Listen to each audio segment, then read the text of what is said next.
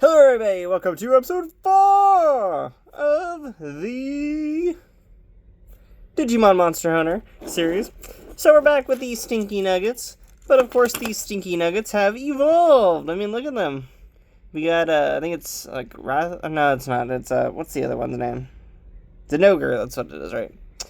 Yeah, we got green one, and of course, on the other stinky nugget, we got a black one. Yeah, that's how this device does this. It literally just does palette swaps. I get palette swaps are like a thing in like Digimon and stuff like that, but this device has so many palette swaps in it. Like, usually Digimon isn't that bad about palette swaps. This device is filled with them. I've never seen a device that has so many palette swaps in it that it's just like kind of sad. Like, there's so little effort put into this. This is a device, guys. This is what we paid a lot of money for. Well, I paid a lot of money for this, and that kind of bothers me a little bit, like internally, because I could have bought a video game instead. I could have bought multiple things. This is what I always think about when I'm buying these color devices, is that, like, in my head, I'm like, I could go buy a better device with the money that I spent on this. And that's always, like, my thought process a lot of the times. I still try them out, because at this point, I'm very close to, like, having a whatever complete set for Digimon. So I'm just like, whatever. And to be honest, I'm never completing my color sets. Like, literally, I'm never getting the other pendulum colors or anything like that. For me, it's... Why did I do this to myself? I only got this one because of how good the D2 color ended up being.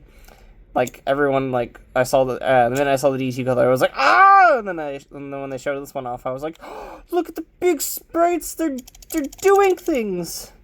Now I look back at it, and I'm like, it's like, it does cool concepts, but come on, Bandai. You gotta throw a bone somewhere. You gotta at least make something decent. This is why I'm worried about, like, when the new versions of the pendulum color come out. Because a part of me is, like, really excited for them, and then another part of me is just like, ew. I don't know if I'll get them or not. We'll find out later on! We will be running the Tamagotchi Paradise, though, because... Hey, you gotta have some sort of good color device, and Tamagotchi does that perfectly fine. Made by the same company, so I don't get the internal struggles. Let's start off at number 1. Bam! I just realized I forgot to show off what I was gonna tell it, y'all. I just realized that. Murder! Oh, no, what? How did he lose to the red kazoo? Why are you already battle damaged?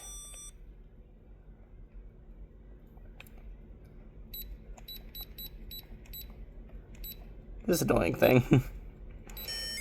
Bam!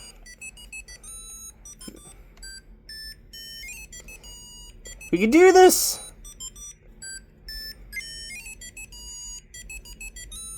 See, the sad part is I'm gonna have to rewatch this video and figure out how many times I did battling, just so I can figure out what I'm supposed to be doing.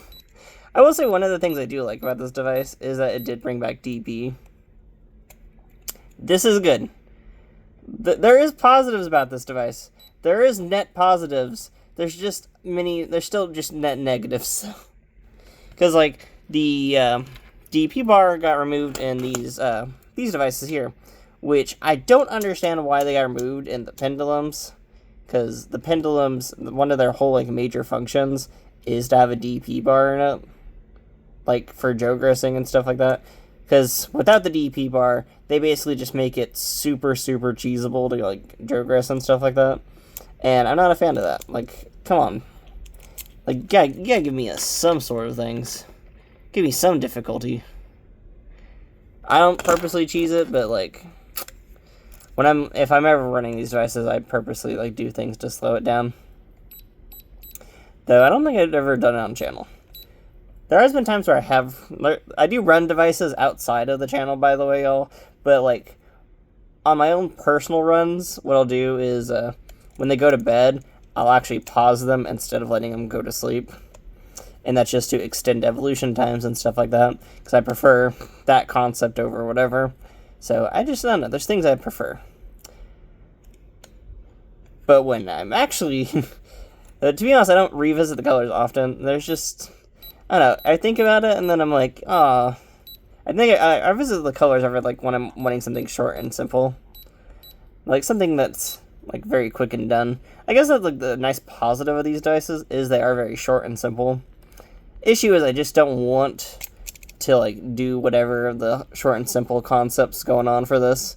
So I'm just like, not a fan of all that nonsense. Because like, I do like the ideas in these things, and I love like the rosters and stuff. But like another part of me is like, why did this cost so much?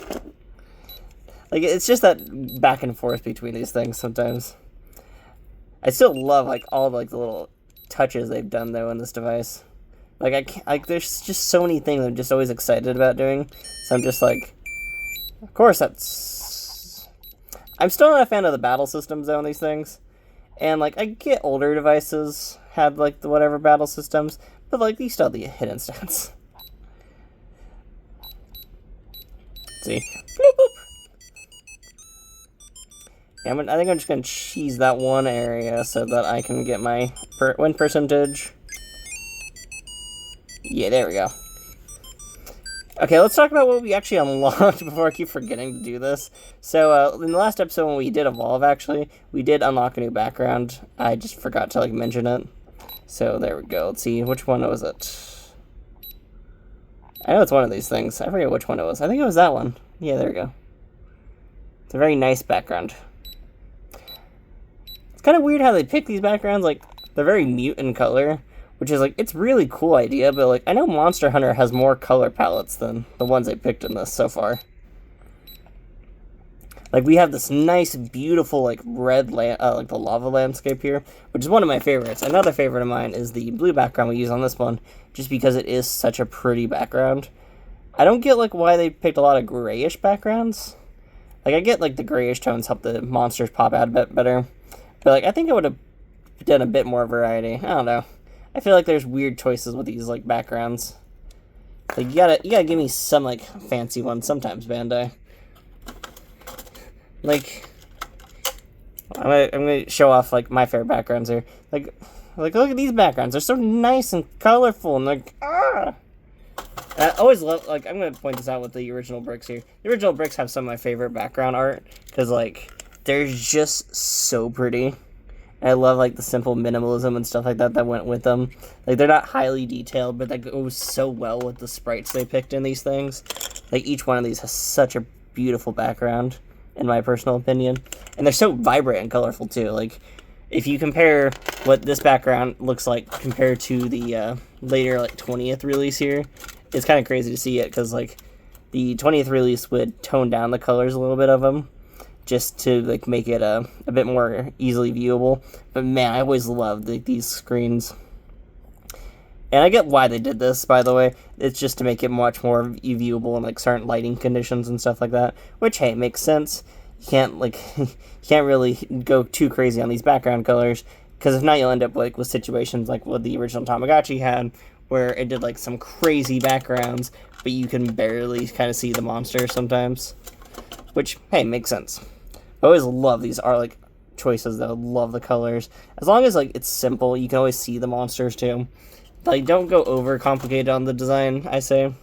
Because you still want to see the pixel art and stuff like that. And that's, like, one thing you can always enjoy about these backlit screens here. I'll move these other ones before I forget to put them out. But, that's one thing I do enjoy about these backlit screens is, like, this background, the whole, like, background sheets they do are so much more complicated, but they're allowed to be, just because, like, you can easily view them in any condition. Well, except in pure sunlight. As a Texan, you cannot see these screens at all. Like, I'm sitting here in daylight, in, like, the hot summer sun, and I cannot see these screens. Like, I have to actually, like, put shade over it to see it. Like, you cannot see these in sunlight. You can see them in darkness, you can see them inside a building, you can see them in any other sort of condition. But if you're outside in like pure sunlight, you're not seeing these screens. Kind of wish they like went with the old like iPod route where like the backlight could have been turned off or whatever. I don't know if they still make LCDs like that anymore. Do they still make LCDs like that? The concept of like a light that can go on and off. I don't know. I always love that with like the original iPods there, where like you were allowed to pick like whatever choices of like background. Bam! Let's get some battles out of the way.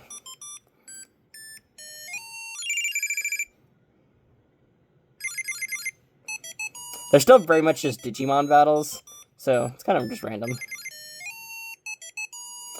The only thing I still don't like is just the lack of a battle input method.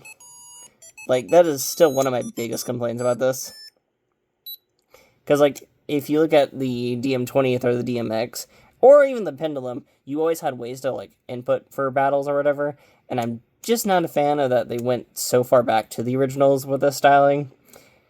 I get the concepts and I get the ideas, but it's like, you're not having the full support of the originals, so I'm like, I don't get why they couldn't just put a battle input screen in there. Like, I don't know, I feel like that would make it a little bit more fun. Like, before you do a battle, you're like, power bar menu, and you have to time it out correctly and everything. I don't know, I kind of prefer that over what they're trying to do with these, of just being like, your monster has a power level already set and everything. Because in the original devices, they didn't have a power level set. Your power level could be changed up and stuff like that by depending on your care levels and how you cared for them. In these ones, you don't have that. They're just kind of set at a power level. And that really kind of doesn't work. And I know they can do battle inputs. I've seen these devices have a battle input screen. I've seen the D2 color have a battle input screen. So why don't these bricks have one? And I'm really hoping the Monster Hunt, or the Godzilla one has a battle input screen. If it doesn't, I'm going to scream. Because these devices should have a battle input screen. It's going to drive me insane. Like, come on. It still drives me insane that they just did a bunch of palette swaps. Man, these videos are going to sound so negative. So to be honest, it's been like, I know the issue is it's also been a very rainy, like, weekend for me, so it's just, like, my brain's just been thinking about, like, the bad weather. That's the fun of when you have weird weather conditions, you're just like, eh. Because you don't sit down and think about that, you're just like, I don't like that. I want to be outside, I want to feel the sunlight, or whatever. Weird days. I'm a weird person, I know that. And I will start talking about the positive of these devices. There are still some awesome positives in here. There are some weird negatives to it as well. Like, I'm kind of curious that the whole time mechanic is still in these devices. So in the Pendulums, the backgrounds would change depending on the time of day. These backgrounds don't do that, so I'm kind of curious. I don't think they do. I'm kind of curious. We're going to look into this real quickly. I need to charge these things soon as well. Yeah, they took out the weird time mechanic, which is kind of sad. Sorry, I'm, like, thinking about it. These devices are such a weird, like, stopgap, because they're just, like, they did so many weird things that I'm just not a fan of. Like, they took out concepts that were in the previous color devices, so I don't know, this is weird. Funny enough, I think this is actually one of the best-selling Digimon color devices because of the whole Monster Hunter branding.